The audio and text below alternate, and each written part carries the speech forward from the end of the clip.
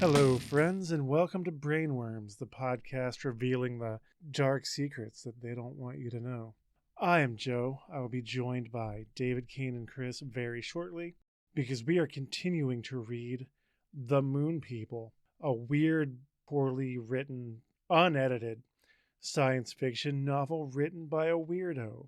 But before we do that, I'm going to remind you to go to WeGiveYouBrainworms.com, where you can find our Patreon. You can jump into our Discord, do all the things. So yeah, let's read Moon People.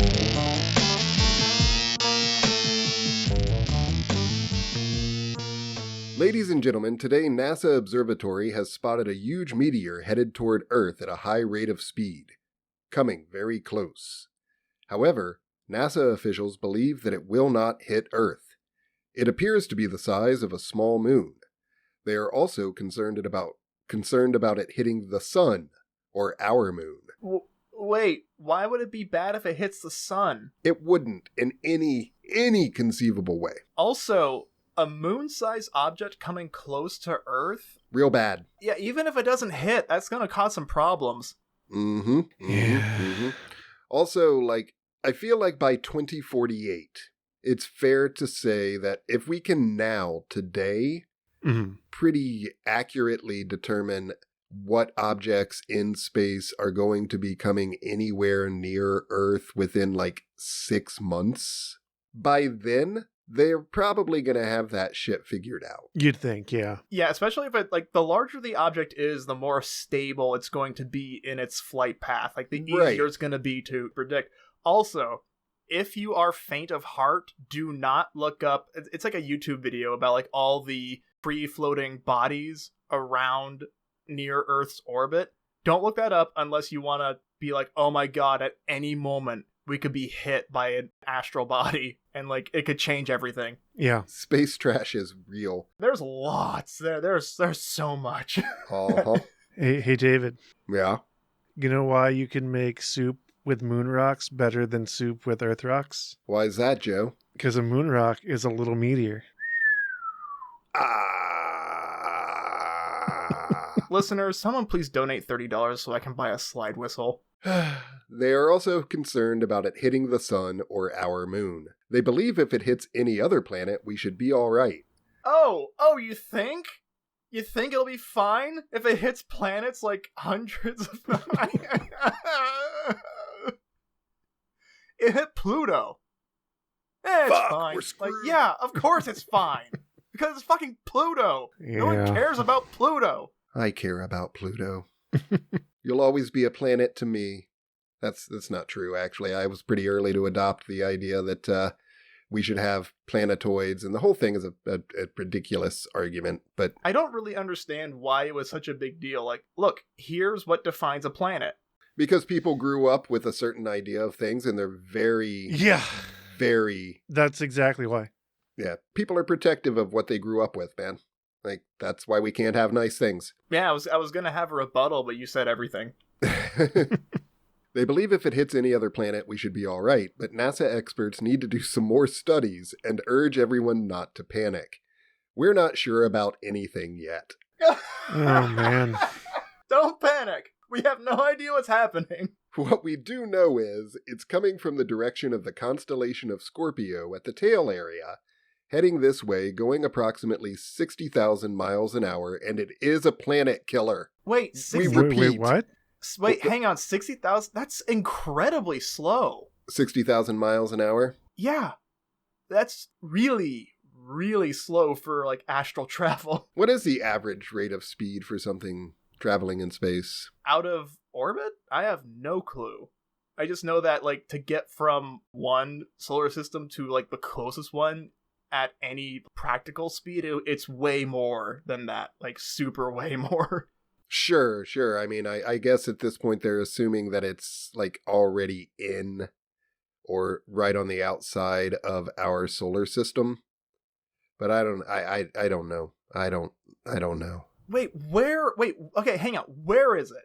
We've detected it. Where did we detect it? Is it outside of the solar system? Keep going.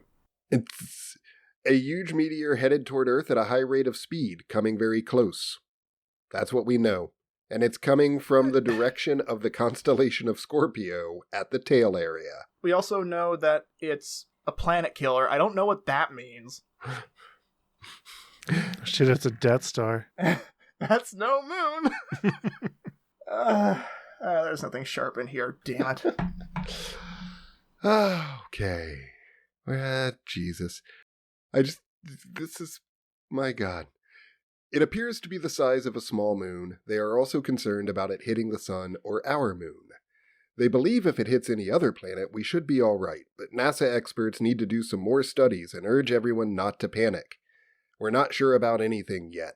What we do know is, it's coming from the direction of the constellation of Scorpio at the tail area, heading this way, going approximately 60,000 miles an hour, and it is a planet killer. We repeat, I just please do not panic. Yeah.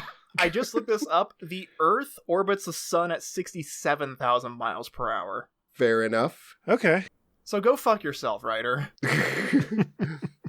We repeat, please do not panic. Now we resume you to your regular programming. I think in all of the interludes and interruptions here, we kind of missed the fact that this is a very brief little thing where a guy breaks in on the radio. Hey, there's a planet-killing asteroid headed toward the Earth. Don't panic. Don't worry about it. We think we'll be okay. It's a planet killer.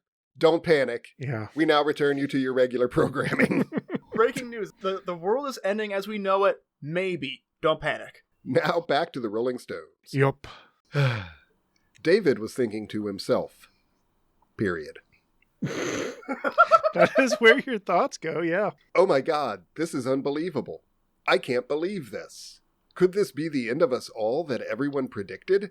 Panic! There were a lot of religious leaders predicting the end of the world recently. The topic at the time was very frightening. I wonder if Chiral heard it on the news at the restaurant. Religious leaders have been warning about the end of the world since religion. That's pretty much the shtick of religion, yeah. Yeah, yeah. Definitely the Abrahamic religions. Mm-hmm. Yeah. You guys remember when 2012 was a thing?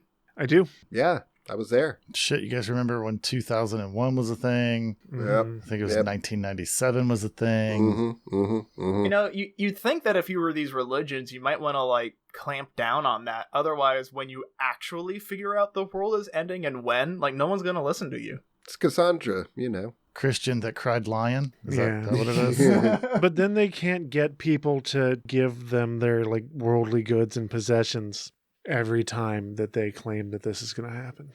Yeah, I've done this all wrong. I should have founded an apocalyptic cult. I could see you pulling that off. I hear that a lot. I don't know what that says about me. As long as you have Kaine as, like, your adjunct punisher or something. Yeah. Kaine kind of has some cult leader energy, too.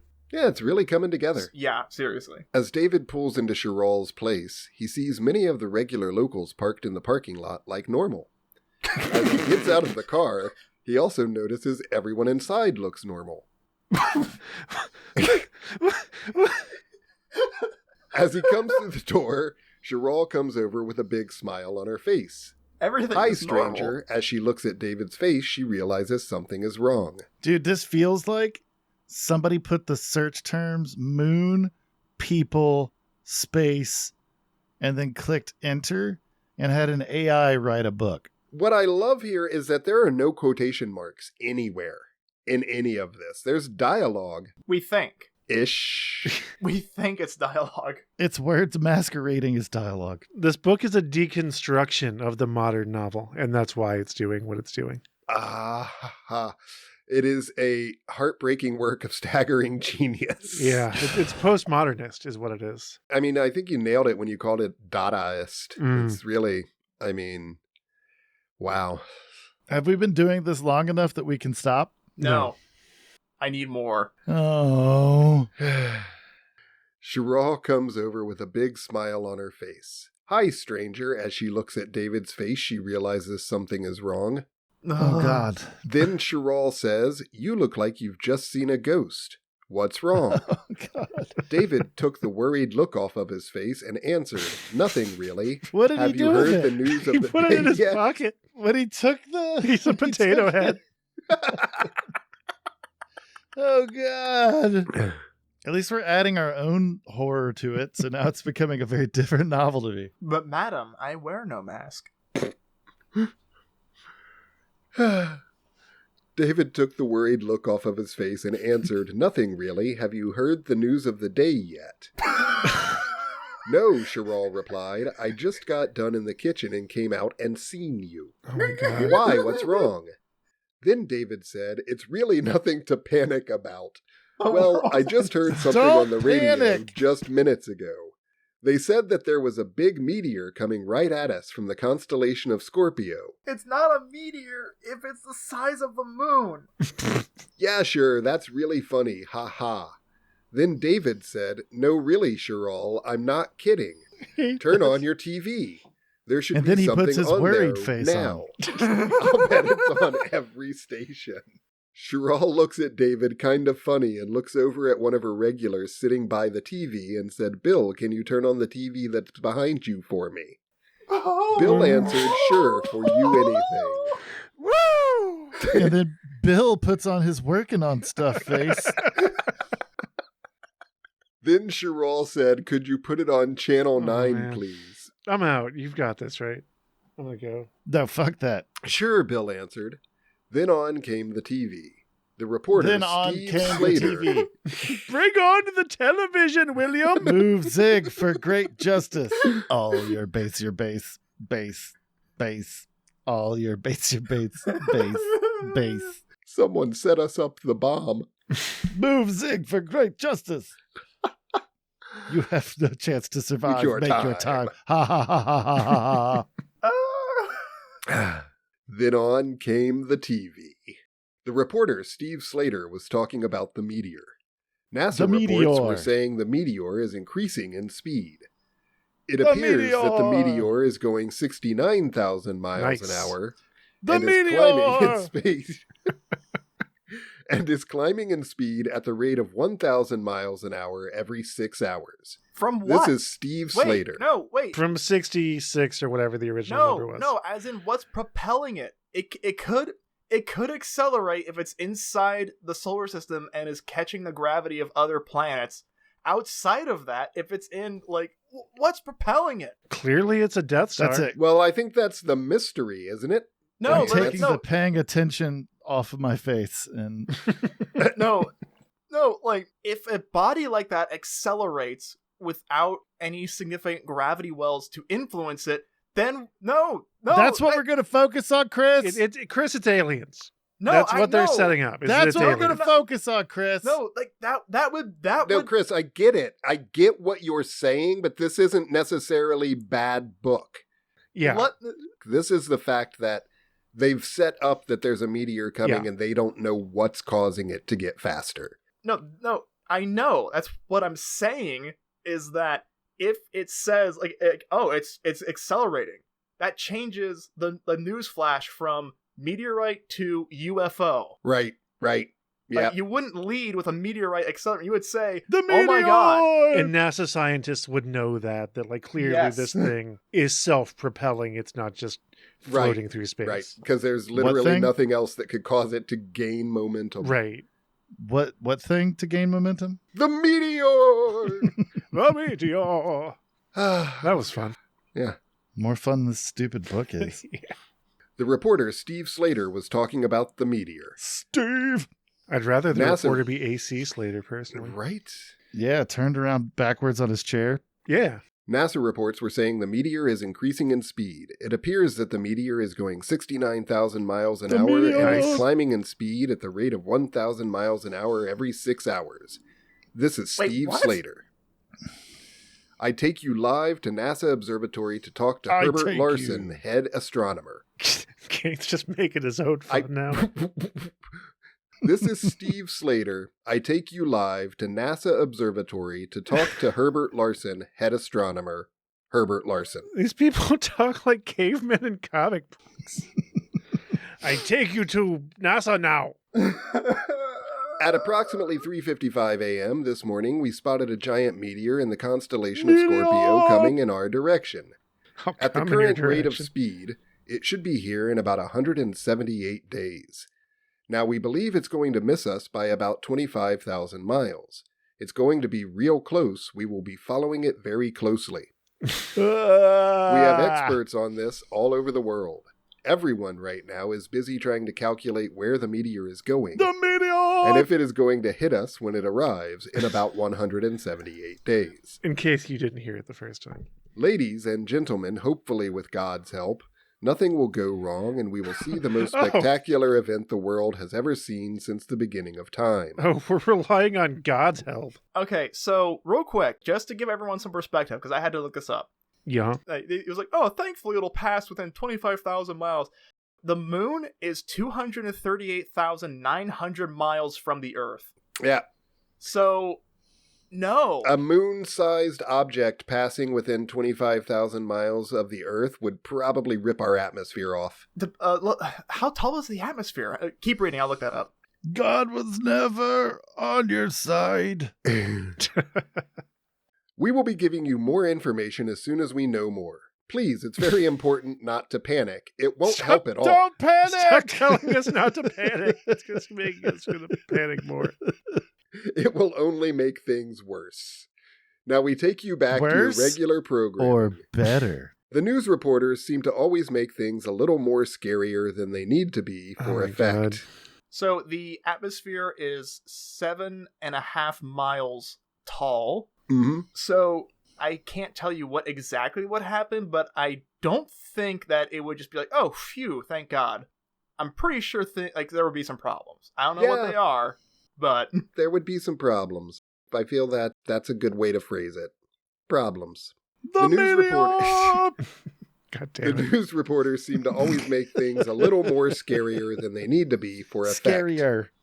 This is literally the scariest thing that can happen in astronomy. Now, when David came in before everyone knew, it sounded like a regular restaurant with regular restaurant noises. What? As the reporter started telling everyone what was going on, you could hear a mouse burp. What? Then at the end of the report, you heard everyone say the same 3 words. Oh my God. The meteor comes! I've never heard a mouse burp, but now more than ever do I want to hear a mouse burp. About half the people immediately got up with a terrified look on their face and said, "We have to go," and they paid their tab and left. Where are you gonna go? Wait, I figured it out. Go? Have you guys seen the comic strip that's like aliens doing normal things but talking about it? Yeah, I love that aliens? comic strip. It's so good. That's what this book is. Oh, God. These are all aliens. This isn't our Earth. This is somebody else's Earth. Oh, man. I'm out. You can't be. Just read this book until you get bored and then tell the listeners about WeGiveYouBrainworms.com. I'm leaving. No, you did this. You suffer with us. Oh, man. Then one of Cheryl's regular customers in the other half of the restaurant said, "I'm not going to panic. Hell, it might not even come close to us." 25 miles, 1,000 miles is pretty goddamn close considering it's... Then David said it would probably collide with something way before it comes near us. I'm going to go ahead and eat. That. You don't have to wonder. You can predict that. It's 178 days away. And his response is, "I'm going to go ahead and eat." I mean, yeah, finish your lunch. It's fine. You got some time. Even if you're worried about it, like, finish your fucking cheeseburger. It's fine. Right? I'm not going to panic either.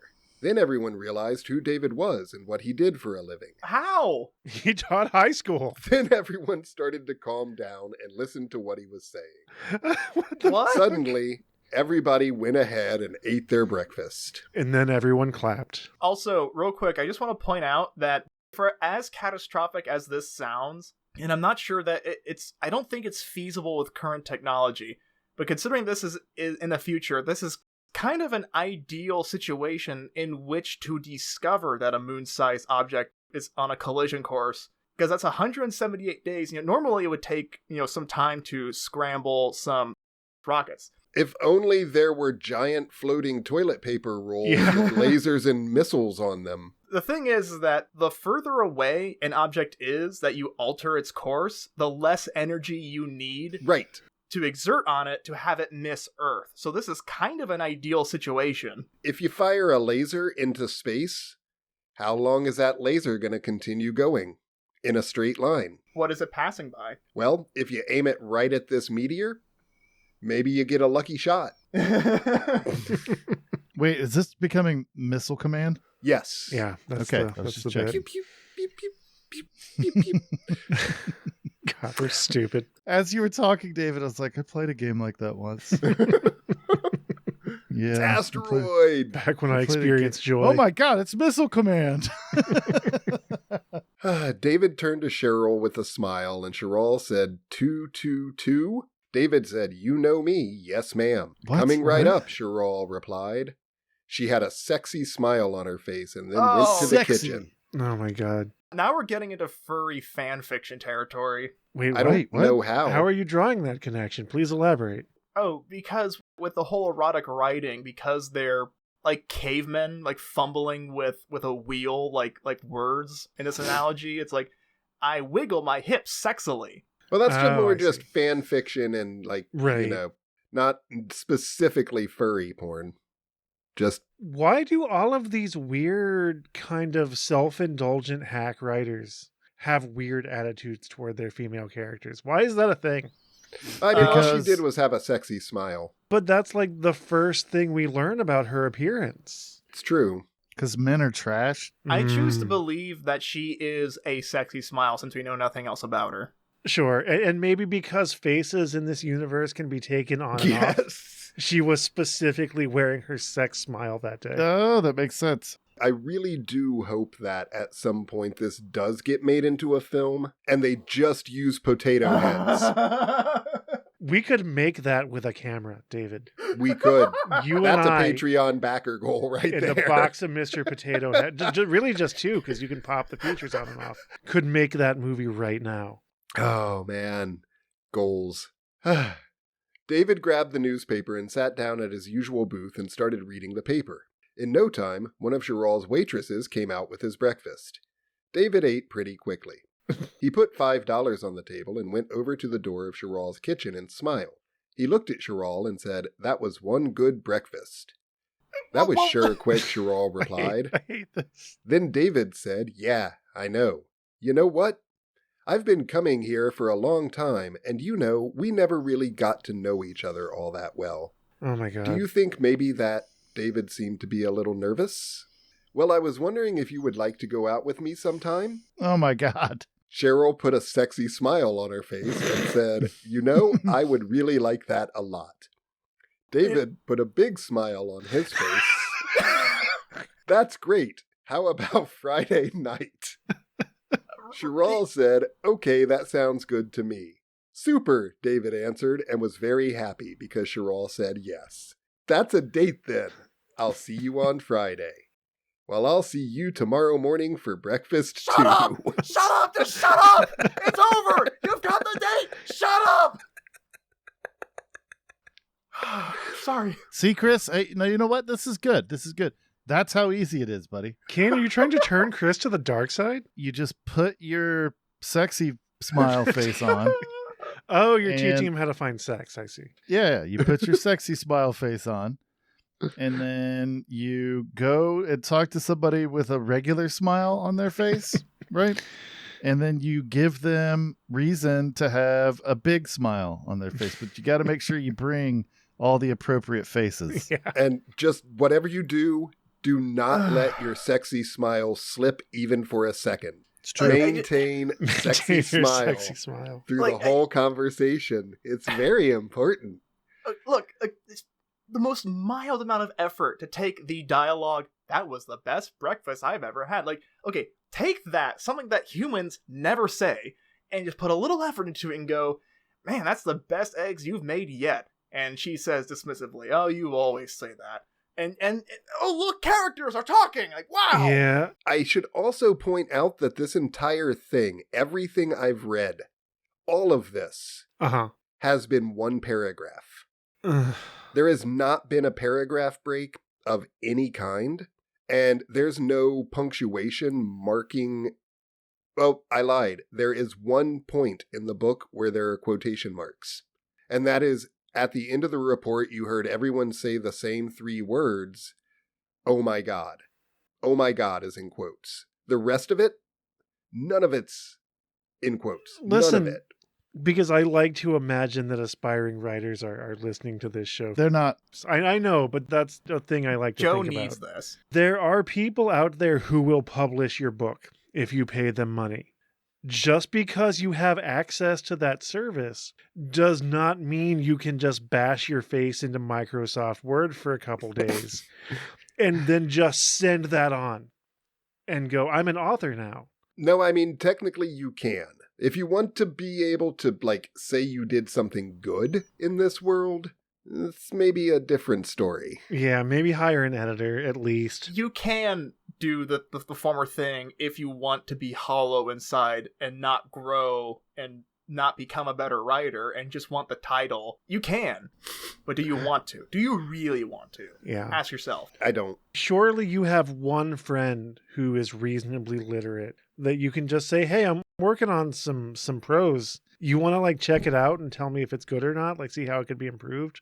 It's worth the time. This is not even a first draft. This is a rough. Yeah. If my 9-year-old child wrote this, I would say like that's pretty good. I'm impressed, but for a 9-year-old, it's a remarkable understanding of outer space and, astral bodies and solar system, like all that stuff. For a 9-year-old. Yeah. Admittedly, like I've got some spiral bound notebooks from when I used to do a lot of writing myself that have rough we should copy read one of those one time. sort of things in them, and that might be fun. But this is very much I'm just sitting down stream of consciousness, getting down the rough notes so that I can make it into something later. And points were missed because there are steps. You get the rough, and then you turn that into a first draft. Right. And then you let someone read your first draft, never your rough, your first draft. Right. After you've gone through and made it into something that is not a rough. And then you create a second draft, and then you endlessly tinker, and you die frustrated and alone. I mean, wait, no, you send that eventually in to publication. Yeah. And that's when other people that don't know you get to read it. There were steps missed here. Yeah.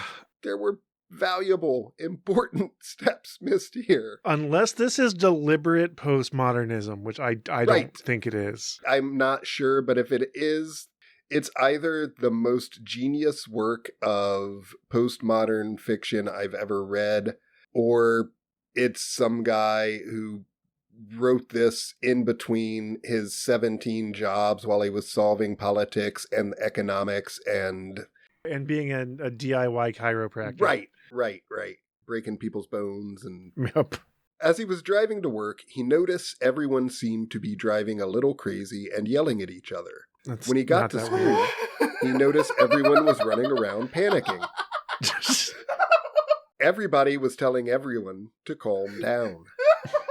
When he got to his room and got settled in. That's a sentence of its own. I know.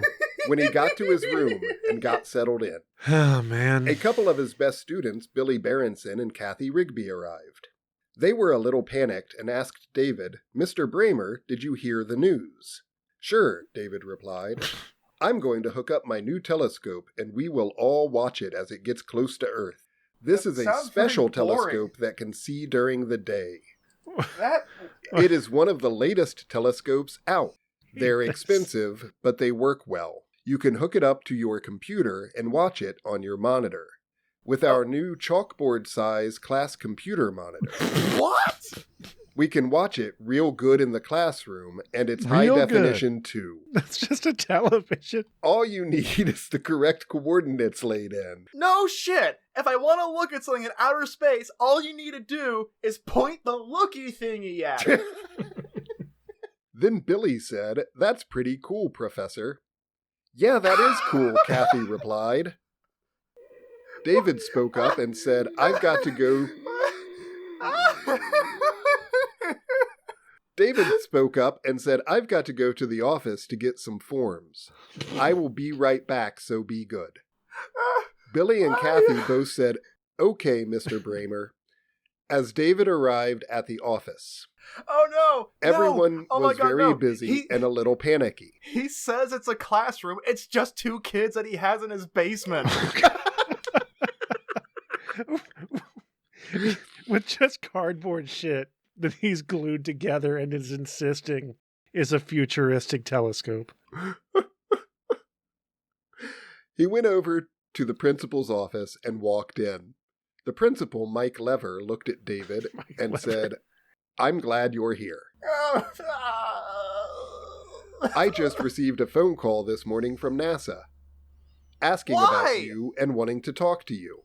Why? They said it was pretty important. They gave me a number for you to call. I tried to find out what it was about, but he wouldn't tell me. I'll bet it has something to do with the meteor, doesn't it?" "I don't know," David answered. "I'll call and find out and let you know, Mike." David went ahead and got his forms and went back to class. When he got back, most of his students were starting to arrive. Everyone was kind of loud, so he told everyone to calm down and please sit down. Everyone could start studying his or her books for Friday's test. I have to make a phone call and I'll be right back. David went to the teacher's break room and called the number. "Hello, this is NASA Operations Bud Walker speaking." "Yes, how are you doing? My name is David Bramer. I am a 12th grade teacher at New Smyrna Beach High School. I was told someone was wanting to talk to me about something and that it was important." That's the end of chapter 1. I mean, it's fucking transparent that I used to work with UFOs, but I got bored and left my job at NASA. Now there's a random object in space coming toward the Earth, and NASA is calling to talk to me. Gee, I wonder why they might want to talk to him. No, I know what you're saying. I know that this is a setup for getting him into the plot, but NASA doesn't have just one UFO guy. If David was like the best of the best in that regard, but he left because he wanted to teach the youth and he thought, I don't know, his colleagues were too close-minded, something like that. Like he was the best of the best, so they need to get him. Yep. This is... We finished the first chapter. Do we want to just stop for our sanity, or do we want to... I kind of want to push into where, things start happening. If nothing else, there's definitely more gold in these hills. I know I'm having, a meltdown, but this is the most alive I've felt in years. What's wrong with you? Yeah. Also, Joe, I paid money for this book, personally. Yep. I, at a dark point in my life, probably spent thousands of dollars on booze in a way too of a short period of time for it to be healthy. I regret this more. But you also said you've felt more alive than you have. I know! This is terrifying! I think that this book might be a psyop. Against whom? Possibly just me personally. I'm not sure, but... Look, the people who are dumb enough to enjoy this book don't know how to read. I want to finish this. I am on board with let's devote the rest of our podcast to finishing this book. Do you want to come back next week? Because we'll come back next week. I think it would be worthwhile to at least get another chapter in. I know that it's not going to get better, but it's just... I think once aliens start getting involved, this might get fucking bananas. Oh, it's going to get real weird, I think. It's already bananas. Yeah, that's the thing. It's weird because part of me is maybe we should just jump forward and... No. We need every the setup. Step of this needs to be experienced. Sure. I swear. I'm in the same boat, but I have a stipulation. I say we write it for as long as it's funny. As soon as it starts getting, samey, then we bail. Yeah, I think this is a pretty good place to stop for now, and I do want to hear some more of this, honestly. Yeah, I think that this is so weird, and it's only going to get weirder. Yeah. This is the shit that this podcast was invented for. If only, like, I mean, setting aside the fact that its main character's name is David, and it's all about the moon. Do you feel like you're talking about yourself in the third person? Like I said, this information was never supposed to get released. Oh, nice. Wait. Real quick. Yeah. David, in the book, was it calling the astral body a meteorite or a meteoroid? A meteor. I'm going to look this up just because I might be an asshole. It's just the meteor. But yeah, I think we're coming back to this next week. It's weird, but I almost like at the start when we were talking about the 5-star ratings and everything, I didn't understand, but there's something just transcendently terrible about this. In new and surprising ways with every sentence. We might not need to make any more brainworms after we finish with this book, because like it will have just said all we came to say. Wait. Does that mean that I could go in the furnace forever? No. Hell no. No. I didn't invest all that time and money into making you. And blood. Don't forget blood. Yeah, so much blood. Yeah, Kaine, we're selling you to the highest bidder. Okay. Well, unless somebody else has something to add, I think we're going to take a break for now and just come back next time. So, yeah, I guess join us next time for more adventures of David Bramer, 12th grade teacher at New Smyrna Beach High School. Maybe this book will be better if we imagine him as Frasier. Maybe this book will be better if we get super fucking loaded while we read it. Absolutely. Yeah, I think that would be. Don't forget to like, subscribe, and do all the things. We give you brainworms.com. We have a Patreon. Thank you for listening, and we're really sorry, but we're not going to stop. Oh. This has been a production of Brainworms Presents. Any copyrighted content contained within is used for purposes of review. Brainworms Podcast is David Combs, Kaine Magdalen, Christian Schaefer, and Joseph Wells. The theme music is Hodgepod No. 1 by Brian Davis. If you like what you heard, you can support us and learn about our other projects at WeGiveYouBrainworms.com or by leaving a review on your favorite listening app.